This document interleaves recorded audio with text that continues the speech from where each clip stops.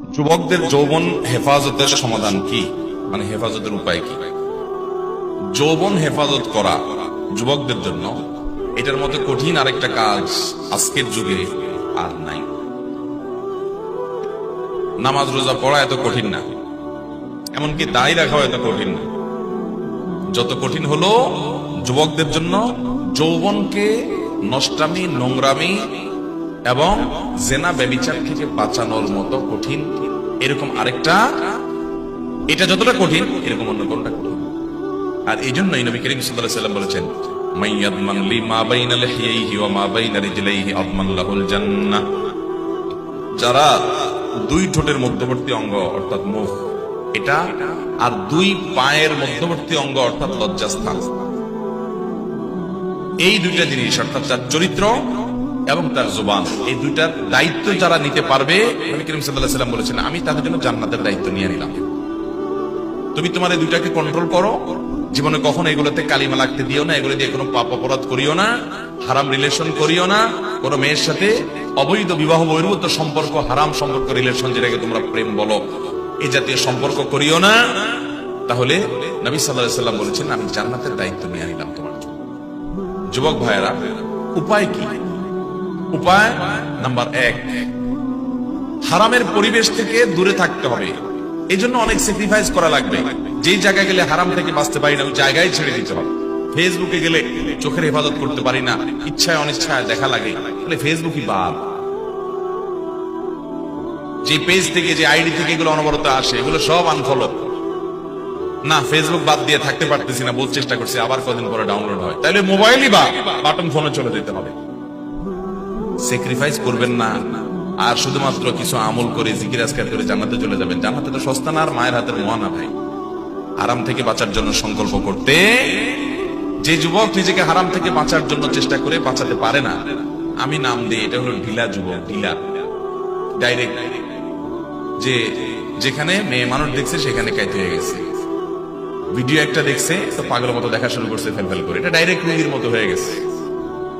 নিজেদের নিয়ন্ত্রণ করার ক্ষমতা নাই।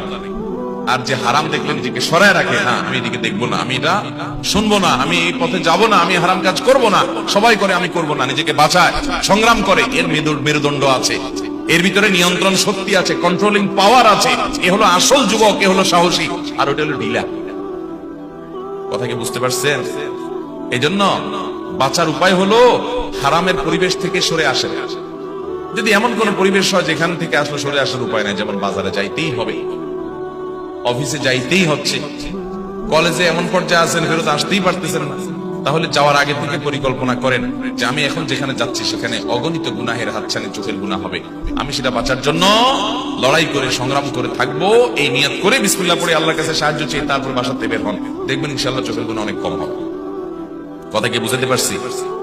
এটা হলো 1 নম্বর কাজ, যে হারাম থেকে, হারামের পরিবেশ থেকে বাঁচার জন্য চেষ্টা করেন, সংগ্রাম করেন। নাম্বার 2, আপনি যৌবনকে হেফাজত করার জন্য, যৌবনকে কালিমা মুক্ত করার জন্য আপনি নেককার মানুষগুলোর সোহবত এবং সান্নিধ্যে থাকবেন।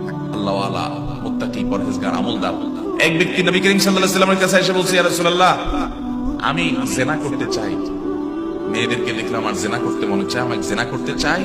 জিনা তো ইসলামে জায়েজ না, এখন করতে গেলে তো আপনার নিষেধাজ্ঞার কারণে মুসলমান, আমি করতেও পারি না, আপনি আমাকে দেখেন পারমিশন দিতে পারেন কিনা, যে আমার জন্য হালাল হয় কিনা, তাহলে আমি করতে চাই। দেখেন সাহাবী কোন অপরাধের কথা মনে আসলে আমরা হয়তো বলতাম না, হুজুরের সামনে যে ফেরেশতা শাস্তার, তাই না?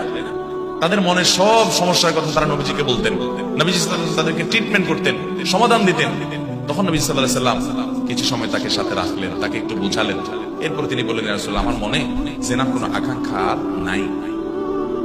এই জন্য নেককার, মুত্তাকি, পরহেজগারদের সাক্ষাতে, সান্নিধ্যে যত বেশি থাকবেন, তত দেখবেন আপনি এই গুনাহগুলো থেকে বাঁচতে পারছেন, যৌবনকে হেফাজত করতে পারছেন। আমি প্রায়শ বলি, সোনার হরিণ পাওয়া, আলাদিনের চেরাগ পাওয়া যত কঠিন এই যুগে, সেই যুবক যুবতী পাওয়া তার চাইতে কঠিন যে যুবক যুবতীর যৌবনে কোনো কালিমা লাগে না, পুরো যৌবন পার করছে, বুকে হাত দিয়ে বলতে পারবে যে হ্যাঁ, কোন মেয়ের সাথে কখনো হারাম সম্পর্ক করি নাই, হারাম সংস্পর্শে যাই নাই, চরিত্রকে বাঁচাতে পারছি, এরকম যুবকের পরিমাণ একেবারেই কম। নাই বললে ভুল হবে, আছে, পরিমাণে অনেক কম। সোনার হরিণ, আল্লাহ তাআলা আমাদেরকে সেই সোনার হরিণ হওয়ার তৌফিক দান করুন। সেই সাথে ভাই আরেকটা দোয়াও করবেন আল্লাহ তাআলার কাছে। কি করবেন? দোয়া করবেন আল্লাহ তাআলার কাছে। দোয়া কি? দোয়া হলো আল্লাহুম্মা ইন্নী আউযু বিকা মিনাল ফিতানি মা যাহারা মিনহা ওয়া মা বাতান। আল্লাহ, আপনার কাছে আমরা পানাহ চাই, ফিতনা থেকে পানাহ চাই, মেয়েদের ফিতনা থেকে, নানারকম ফিতনা থেকে পানাহ চাই। নামাজের শেষ বৈঠকে নবীজি সাল্লাল্লাহু আলাইহি ওয়াসাল্লাম একটা দোয়া করতেন, আল্লাহুম্মা ইন্নী আউযু বিকা মিন আযাবি জাহান্নাম ওয়া মিন আযাবিল কবর ওয়া আউযু বিকা মিন ফিতনাতিল মাহইয়া ওয়াল মামাত ওয়া আউযু বিকা মিন শাররি ফিতনাতিল মাসীহিদ দাজ্জাল। আল্লাহ, জীবন এবং মরণের সব ফিতনা থেকে পানাহ চাই। এগুলো ফিতনা ভাই, ঈমান ধ্বংস করার জন্য হাজারটা কাঁটা আসবে কিয়ামতের আগে। আল্লাহ তাআলা আমাদেরকে সেগুলো থেকে বেঁচে থাকার তৌফিক দান করুন। চেষ্টা করবো তো সবাই ইনশাআল্লাহ।